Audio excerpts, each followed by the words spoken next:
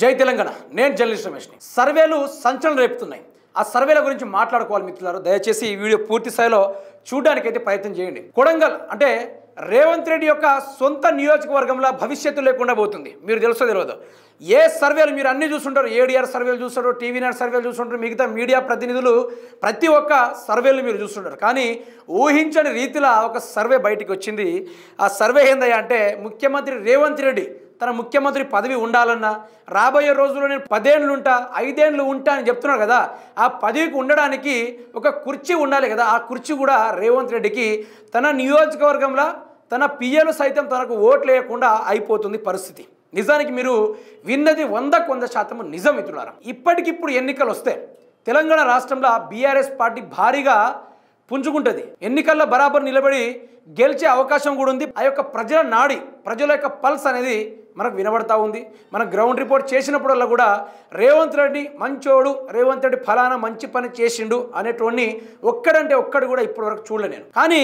ఇక్కడ మొత్తం ఆపోజు అన్ని నియోజకవర్గాలు పక్కన పెడదాం సొంత నియోజకవర్గాలు ఏం పాపం దాపురిచ్చిందో కానీ విచిత్రము రేవంత్ రెడ్డిని వద్దంటున్నారు విచిత్రం ఇంకొక నియోజకవర్గం గురించి మీరు చెప్పాలా అది పాలకుర్తి నియోజకవర్గము అక్కడ కూడా యశస్విని రెడ్డిని తన సొంత ఇంట్లో పనిచేసే వాళ్ళు కూడా ఆమెకు ఓటేసే ప్రసక్తి కూడా లేదు మిత్రులారా ఇంత ఘోరంగా ఉంది పరిస్థితి తెలుసా ఒకసారి చూసుకునే ప్రయత్నం చేస్తే 2023 ఎన్నికల నుంచి 2024 ఎన్నికల మధ్య జరిగిన ఎలక్షన్ల కాంగ్రెస్ పార్టీ మొత్తం సాధించిన సీట్లు మొత్తం చూసుకుంటే మిత్రులారా ఈ 64 స్థానాలు బీఆర్ఎస్ సాధించినవి ఈ 39 ఇందులో పెద్ద ఫరకేం లేదు అదొక గాలి వచ్చింది ఏం గాలి మార్పు కావాలనే గాలి వచ్చింది తప్ప రేవంత్ రెడ్డి ఏదో నాయకుడు ఉద్యమం చేశాడు అని ఎవ్వరు కూడా దానిని తీసుకోలేదు ఎవ్వరు కూడా ఆ విధంగా అనుకోలేదు ఓన్లీ ఈయన చేసిన యొక్క ఏవైతే ఓటుకు నోటు కేసులు దొరికిన ప్రధాన నిందితుడు అనే విషయం ఎవరికి తెలియదు ఈయన ఉద్యమం చేశాడనో ఏదో చేశాడనో తెలంగాణ రాష్ట్ర ప్రజలు ఈయనకు ఓటేయాల నిజానికి ఆ రోజు ఈయన ఓటుకు నోటు దొంగ అని తెలుసుంటే ఈయన దగ్గర కూడా ఆదరించేటోళ్ళు కాదు జెడ్పీటీసీ పదవి కూడా ఏ పార్టీలో కూడా ఇచ్చేటోళ్ళు కాదు కానీ ముఖ్యమంత్రి రేవంత్ రెడ్డి గారు తన మాటలతోటి తన ఒక ముఖ్యమంత్రి హోదాలో ఉండి ఎట్లాంటి బద్మాస్ ముచ్చట్లు మాట్లాడినో మీరందరూ చూసిందే కదా నిజానికి ఇన్ని సీట్లు వీళ్ళ యొక్క కొన్ని నియోజకవర్గాల బాగానే కాంగ్రెస్ పార్టీ గుంజుకొచ్చింది కానీ ఇప్పుడు ఆ ప్రసక్తి లేదు ఈయన ఫస్ట్ ఏదైతే కొడంగల్ ఉందో మిత్రులారా ఈ కొడంగల్ ఇప్పుడు ప్రజెంట్ తిరుపతి రెడ్డి వీళ్ళన్న తిరుపతి రెడ్డి ఈ తిరుపతి రెడ్డి అరాచకాలు అంతా ఇంత సాగట్లేదు కొడంగల్ అయితే ఏం గిరిజన బిడ్డల కోసం మీరు చూస్తుంటారు గతంలో ఏందది 2,000 ఎకరాలు కబ్జాలకు పాల్పడి గ్రీన్ ఫార్మా అని చెప్పి విష ఫార్మాలు తీసుకొచ్చి వాళ్ళ అల్లుని కట్టబెట్టడానికి 2,000 ఎకరాల భూముల్ని కబ్జా చేయడానికి ఆ యొక్క గిరిజన బిడ్డని నానా అవస్థలు పెట్టిన అందులో కొన్ని చెప్తే నేను ఇప్పటికిప్పుడు ఎన్నికలు వస్తే బీఆర్ఎస్దే విజయం అని మనం చెప్పాం కదా టోటల్ 119 సీట్లు మొత్తం ఎంత చూసుకోవచ్చు మొత్తం సీట్లు తెలంగాణ రాష్ట్రంలో మొత్తం సీట్లు 119 ఇది మనకు ప్రజెంట్గా వచ్చే సీట్లు ఇప్పుడు దీంట్లో నుంచి రేవంత్ రెడ్డి సాధించింది ఇది మిగతా సీట్లు బీఆర్ఎస్కి మిగతా కొన్ని ఎంఐఎంకి బీజేపీకి ఆ విధంగా అయిపోయినాయి ఇప్పుడు చూసుకుంటే ఈసారి లోక్సభ ఎన్నికల్లో 119 ఉంటే 111 బీఆర్ఎస్ పార్టీకి మొగ్గు చూపుతున్నాయి ప్రతి ఒక్క వేరియస్ నియోజకవర్గాల్లో తమ నియోజకవర్గాల పనులు చక్కదిద్దుకోక ఒక్కటే ఎగ్జామ్ చూపెడతా ఆ ఎగ్జామ్ ఏంటంటే పాలకుర్తి ఈ యొక్క పాలకుర్తిలో ఒక యశస్విని రెడ్డి చాలు ఎగ్జాంపుల్గా ఎందుకంటే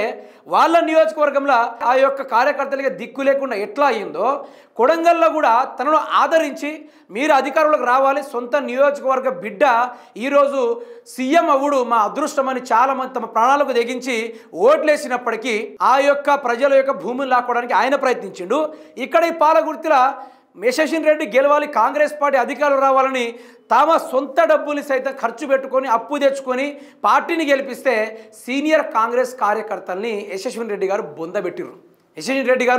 బొందబెట్టిర్రు ఆ తిరిగా రేవంత్ రెడ్డి తన నియోజకవర్గంలో తన ప్రజల్ని బొందబెట్టిండు ఈవిడ గారి నియోజకవర్గంలో ఈవిడ గారి యొక్క కార్యకర్తల్ని ఈవిడ గారు బొందబెట్టిన పరిస్థితి రాబోయే రోజుల్లో ఏవైతే ఈ 64 సీట్లు గెలిచారో మీరు చూడొచ్చు మీరు ఈ 64 సీట్లు ఏవైతే గెలిపించారో ఈ 64 సీట్లల్లో ఒక ఇద్దరు గెలవచ్చు నాకు తెలిసి ఇద్దరు మాత్రమే గెలవచ్చు ఎందుకంటే రేవంత్ రెడ్డి కొట్టిన దెబ్బ ప్రతి ఒక్క ఎమ్మెల్యేలకు పడింది ఒక్కరికి కాదు అందరు ఎమ్మెల్యేలకు పడది దెబ్బ మామూలు పడ్డా ఆ దెబ్బ కొడితే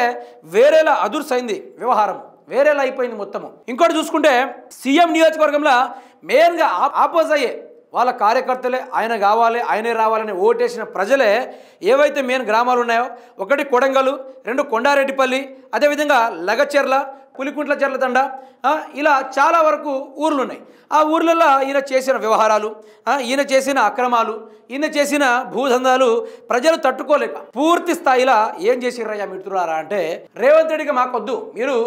రజతోత్సవ సభలో నేను జస్ట్ బైట్స్ తీసుకుందామని ఆడికి వెళ్తే నిజంగానే డబ్బులు తీసుకొని వస్తున్నారా, లేకుంటే కేసీఆర్ డబ్బులు ఇచ్చి మీటింగ్ పెట్టిండా, లేకుంటే స్వతహాగా వస్తున్నారని కనుక్కోవడానికి పోతే కొడంగల్ నుంచి, కొండారెడ్డిపల్లి నుంచి, పులికుంట్ల చెర్లతండ నుంచి, లగచెర్ల నుంచి 2000 మంది కాంగ్రెస్ కార్యకర్తలు 4-5 డీసెంలు వేసుకొని మరి వచ్చిర్రు. తమ సొంత డబ్బులతోటి వాళ్ళు పైసలు వేసుకొని వచ్చి డీసెంలు కట్టుకొని వచ్చిన పరిస్థితి. ఇంత అభిమానం ఎందుకయ్యా అంటే,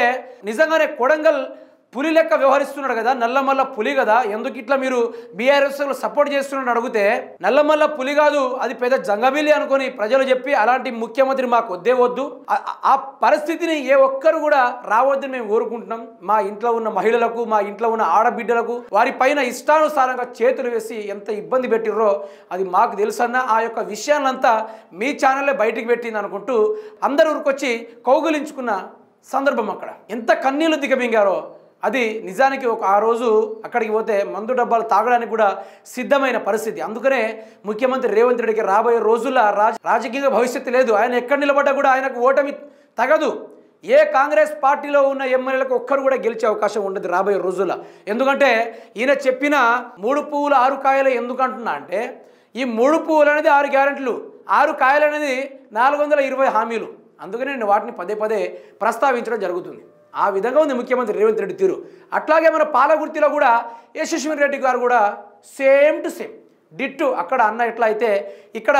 మేడం గారు కూడా సేమ్ అట్లనే. అక్కడ ఆయన నియోజక ప్రజల్ని ఎట్లా మోసం చేసిర్రో ఇక్కడ పాలగుర్తిలో ఉన్న కాంగ్రెస్ కార్యకర్తల్ని పాతాళంలోకి దొక్కింది. పాపం ఒక్కొక్కరు ఎంత కష్టపడి ఓటేశారంటే మన ఛానల్లో కూడా మాట్లాడారు. ఇది ఒక్కసారి మార్పు చూద్దామన్నా, కాంగ్రెస్ పార్టీ అధికారంలోకి వస్తే ఎట్లా అభివృద్ధి అవుతుందో ఒకసారి చూద్దాం, మాకు కూడా భవిష్యత్తు ఉంటుంది, ఏదైనా పదవులు వస్తాయి అంటే ఆ భవిష్యత్తు వస్తుంది. మాకు ఈ పదవులని ఏ కార్యకర్త అయితే ఇష్టం, ఏ కార్యకర్త అయితే కష్టపడ్డాడో ఆ కష్టానికి గుర్తింపు లేకుండా కష్టం నీరు గారిపోయేలాగా మొత్తం పాతాలను దొక్కేసిండు. అందుకనే ఇప్పుడు సర్వేలు సంచలనం రేపుతున్నాయి. ఇప్పటికిప్పుడు ఎలక్షన్లు వచ్చినా కూడా వీళ్ళ నియోజకవర్గంలో వీళ్ళు గెలిచే ప్రసక్తే లేదు. వీళ్ళ ద్వారా మిగతా ఉన్న 64 సీట్లు కూడా ఊసిపోయే వరాలు. రేవంత్ రెడ్డి, యశస్విని రెడ్డి, రాష్ట్రంలో ఉన్న అన్ని రెడ్డి వర్గం కావచ్చు, రాష్ట్రంలో ఉన్న మిగతా గెలిచిన అందరూ 64 సీట్లలో గెలిచిన ప్రతి ఒక్క కాంగ్రెస్ నాయకులు వారికి కూడా భవిష్యత్తు లేకుండా అయిపోయింది. వారు ఎట్టి పరిస్థితుల్లో కూడా గెలిచే ప్రసక్తి లేదు. ఏ సర్వేల పాటు చూసుకున్నా కూడా ఆ యొక్క నియోజకవర్గ ప్రజలే ఆపోజ్ అవుతా ఉన్నారు. టైంకి రైతు బంధు లేదని, టైంకి రేవంత్ రెడ్డి చెప్పిన బంధువులు లేవని, టైంకి చెప్పిన రేవంత్ రెడ్డి గ్యారెంటీలు రాలేదని, ఆయన ప్రజల పట్ల ఎటువంటి కేర్ తీసుకోవడం లేదని, మాట్లాడితే ఢిల్లీకి, ఇంకోసారి ప్రశ్నిస్తే మూటలకి, ఇంకోసారి ప్రశ్నిస్తే విదేశాలకు, ఇంకోసారి పెడితే అందాల పోటీలకు, డబ్బు లేవని కోట్లాది రూపాయలు ఖర్చు పెడుతున్నారని ప్రజలు చైతన్యవంతమయ్యారు.